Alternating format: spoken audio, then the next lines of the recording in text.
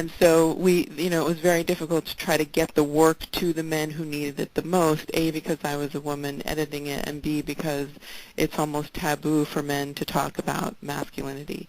And then there was obviously the face-to-face discussion of why, as a woman, are you doing this work? And then third, I think as a woman of color who had come out of, quote-unquote, the feminist community, there just were not a lot of venues who were willing to honor my voice and my contribution. I think that there are a lot of other female writers and activists on these issues. Christina Hoff Sommers, certainly, The War on Boys, wrote a lot about this, and there's a sort of a slew of white men, Pollock, obviously, and several others. And actually, I was inspired early on by the work of John Stoltenberg, who is a pioneer in men's studies, who wrote The End of Manhood and Refusing to be a Man. And he, too, is very buried within the community. But I think as a woman of color, I was not, the men of color, the kinds of work that Jewel and the Renaissance Male Project are doing at that time, there wasn't enough of that work being done, and I didn't, as a woman of color doing that work, I needed the support of men of color and grassroots organization, and the connections just were not made. And so I think that in many ways that book and that work was marginalized because of the content, because of who I am, and because of the political nature of America at this point, in which we still are dealing with a level of feminist empowerment and institutionalization of female power that is not talking about the issues with men. And now we know, transitioning, because I know I only have a few minutes before we take questions, very disheartening. It's wonderful, for instance, that so that brings us up to today, where I'm still continuing to talk about these issues and try to be an ally to the best of my ability. My latest book, One Big Happy Family, is about all different kinds of families, including families in which men stay at home while their wives work, men who marry other men and have children, trying to really portray the great range of men's identities and the ways in which they activate and perform their masculinity. And so I really monitor what's happening in the culture with this issue. And so while I was very happy that our wonderful President Obama named a commission on women and girls, I believe very strongly that we need a commission on men and boys, and that we're now seeing everywhere, boys are doing worse in school than girls. A whole generation of boys is being lost to the video game culture. There's a kind of listlessness there. Obviously, the prison system, 2 million men incarcerated, so pulled into the criminal system very young. So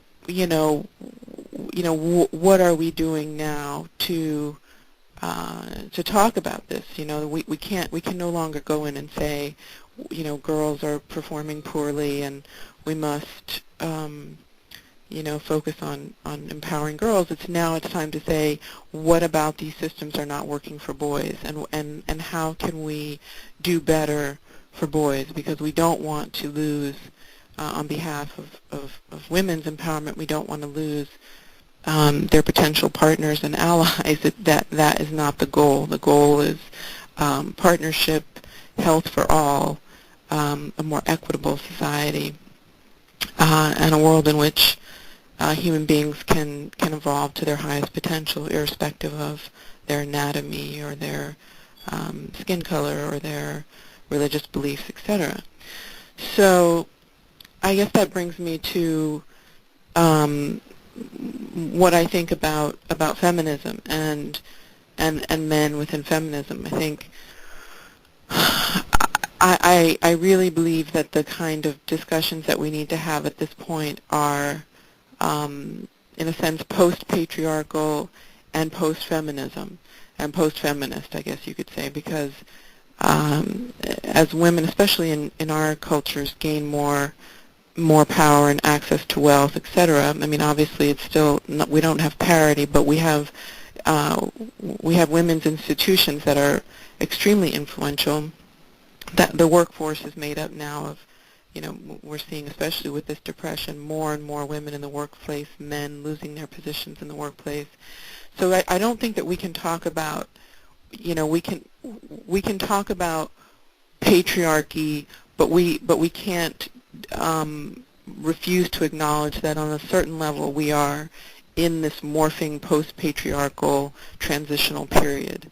And feminism has been a discourse that's been about empowering women and deconstructing the patriarchy. And I think what we see now is success in those areas. We've gotten a lot of empowerment for women. Obviously, there's a lot more to go, but we're really, we're much further along. And so now the discourse has to be post-patriarchal and post-feminist and try to birth new systems to address issues of masculinity and of relationships between men and women. Some of the programs and groups and ideas that I've seen that I feel are productive have to do with identifying what men need, what can give men and boys a sense of direction. I think that, work and soldierism and providing for their families has been the kind of created a design and a direction for men. And since those things are no longer the key aspects of men's psychology, we need to start to think about what are the motivating forces for boys and men, and how can we deliver those or enforce those or get more clarity and in our transmission of those ideas.